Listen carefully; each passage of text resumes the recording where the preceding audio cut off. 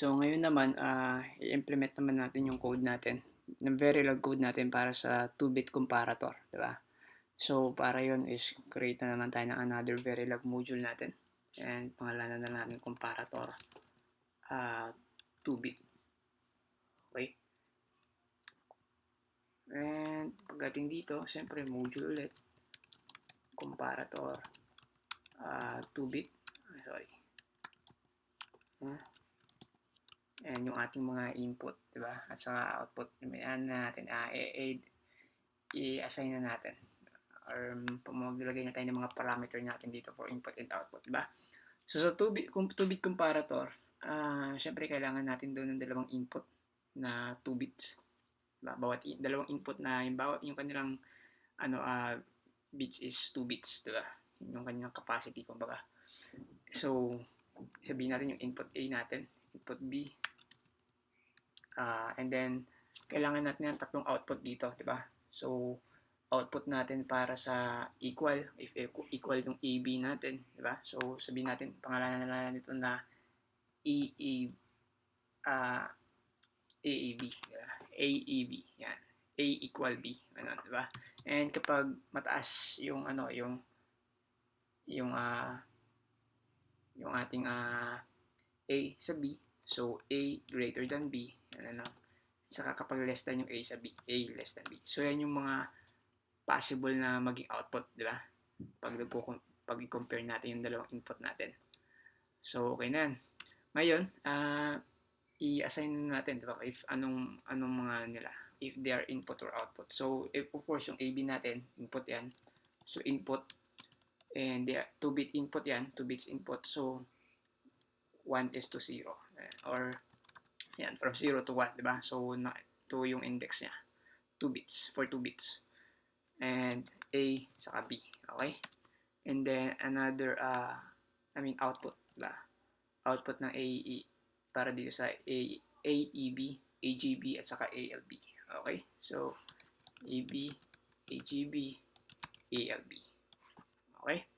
So ganun lang. Ngayon, assign na tayo, di ba? So sa pag-assign, una natin muna i-assign natin yung pag-equal yung A sa B, di ba? So assign AAB, assign AEB, ang gagawin natin dito is pagbabasihan din natin yung Boolean expression, 'di ba, ng 2-bit comparator. So medyo mahaba-haba na code, 'di ba? So naganap ako ng Boolean expression 'yan, and meron ako nakita dito. Ito sa website na to. So kapag yung A daw is equal to B, ito yung kanyang possible na Boolean expression. Diba? So yan yung susundan natin. So, A1, A0, B1, B0, diba? Puro naka-negate. So, i-implement natin yan dito. Okay? So, A, ibig sabihin ito, since 2-bit yan, itatargetin natin yung index 1 sa index 0, pati yung index 1 din ng B at saka index 0 ng B. Okay? So, unahin natin yan. So, A, naka-negate pala, A, 1, then and naka-negate ulit, A, 0, diba? Then another and para sa, tama ba? Tama, diba? Another and para sa B naman, diba, na naka-negate. So B, 1, and then and B, naka-negate din. B, 0. Okay? Then they are combined using yung ating plus sign. So, or, di ba, yung magiging operation natin dyan. Vertical line. Yan yung symbol niya. And another line lang tayo. Okay, and, sorry. A1, then yung A0 natin hindi naka-negate saka yung B0. So, i-copy na lang natin to para mabilis. And then, itanggalin lang natin to. Yan yung negation natin sa A0 saka yung negation natin sa B0. Yan lang. And then, another vertical line dyan. Copy na lang ulit natin yan para mabilis tayo. Yung A0 naman at saka B0 line naka-negate. And then itong A1 is wala. So, baliktaran. Diba? So, tanggalin natin dyan. Yung A0, i-negate natin. Yung B1, tanggalin natin yung negation. But then dito is negate natin yan. Okay? So, naka-not. Ito yung symbol natin for not. Diba? And then, next is lahat. Diba? So, walang naka-complement. Diba? Walang naka-negate. So, i-copy na lang din ulit natin yun. By the way, kailangan natin vertical bar dito para sa or na operation natin. And walang naka-negate. Okay? So, yan. Then, semicolon. So, yan lang. Ngayon lang yung equation natin to check if yung A is equal to B. Diba? So, ngayon, proceed tayo sa kapag greater naman. Diba?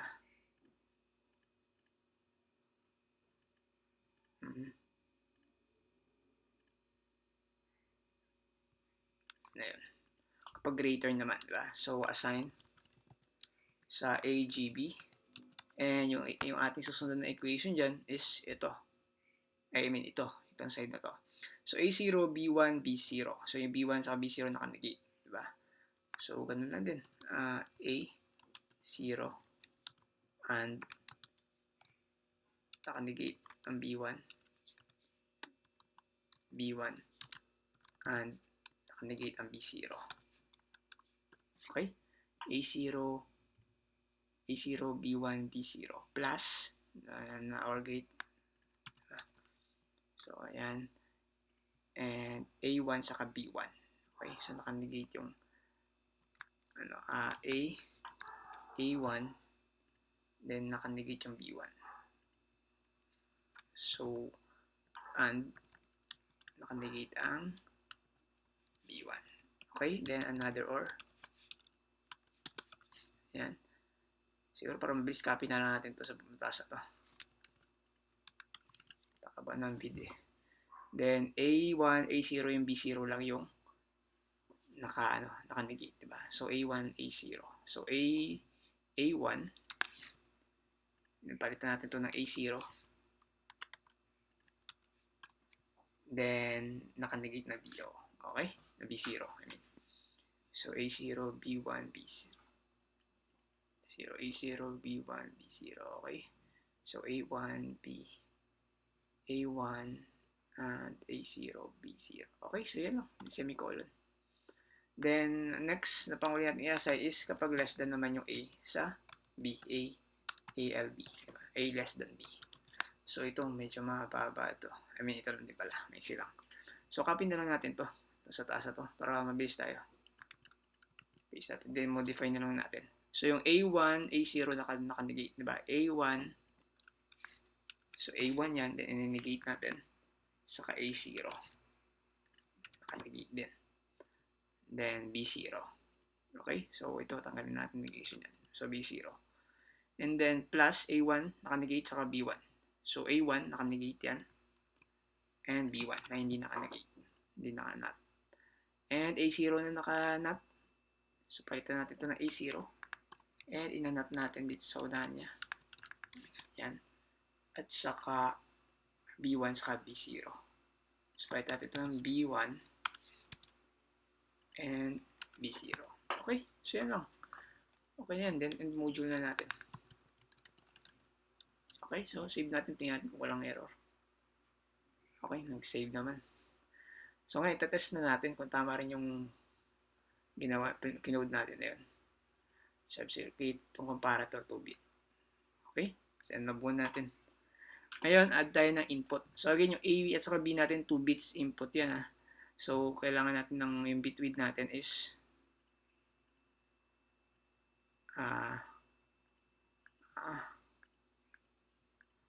sorry, property pala naka-hide eh. Use natin yung bit width niya na to. Yan. Copy na lang natin to para mabilis. Ayan. Then, ito na B. 0 muna natin. And then, yung itong A equal B, A greater than B, A less than B, panglagay natin ng output doon. Ito. So, connected ka dyan. Connected ka dyan. Hindi ko nakakonect ka dito. Ay, nako. Yan. And then, last na para sa output natin na yan. Okay? So, papansin nyo, since pareho naka 0, 0 yung input A at B natin, so kaya yung nangka-high ngayon is yung A, A, B. Ibig sabihin, equal daw yung A saka yung B. Okay? Now, try natin change yung value nito, patasin natin. So, 0, 1. Okay? So, ibig sabihin yung A daw is greater than B na. Kaya yun na yung nag-1. Diba? Mapapansin nyo, mas mataas naman talaga siya, yung A sa B. And what if ito, 1, 0 natin? Okay? So, mas mataas na yung B kaysa sa A.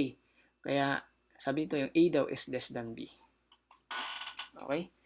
So, yun lang naman. Bali yan. Pag 1, 1, equal na naman sila. Pag mas mataas ang A greater than B. Okay? So, ngayon, check natin yung niya sa timing diagram, di ba? So, deploy na naman tayo ulit ng flux. So, plugs natin na to, this is for, sabihan natin, this is for input, sa input A natin. Adjust po lang natin yung bit width yan sa dalawa. Okay? Then, kailangan ko to. Ito naman is para sa dito. Adjust natin yung identifier niya to be. And then, another plugs para dito sa ating mga outputs. And adjust natin to sa left. Adjust natin yung bit width sa isa. Ito naman is para sa AAB. A equal B. Copy na lang natin to. Ito is para dito. AGB, A greater than B. And ito naman is para dito.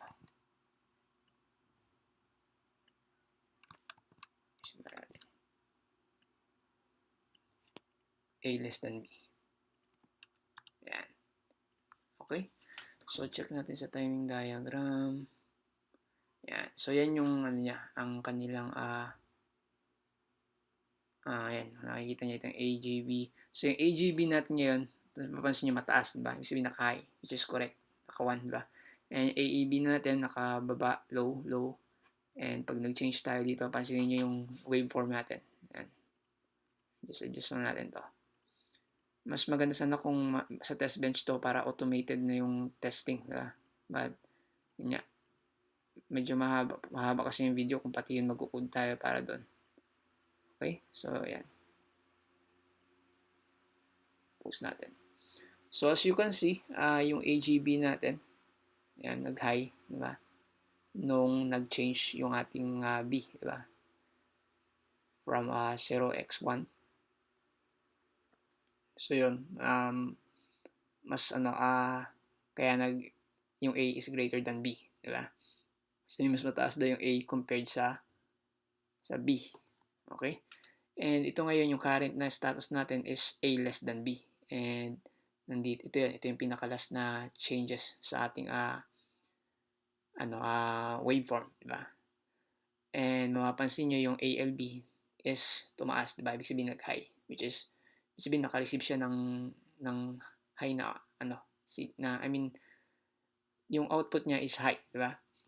That's why it is correct naman dito, diba? So, makikita niyo dito yung relation between the output saka yung input, diba? Kung paano na nag-change, diba, yung output natin based dun sa inputs natin. And yun, yung AGB natin sin 0, 0, kaya kung mapapansin nyo, ito bumaba, diba? So, bumaba, and ito mababa din, diba? Yung A equal B natin, bumaba din. Kaya, pareho na silang nasa 0 na level. And yung ALB natin yun is naka-high, which is correct naman din. Okay? So, ito na sa taas, nag-change siya ng parang address niya, diba? Every time na ina-adjust din natin dito. Okay? So, yun lang.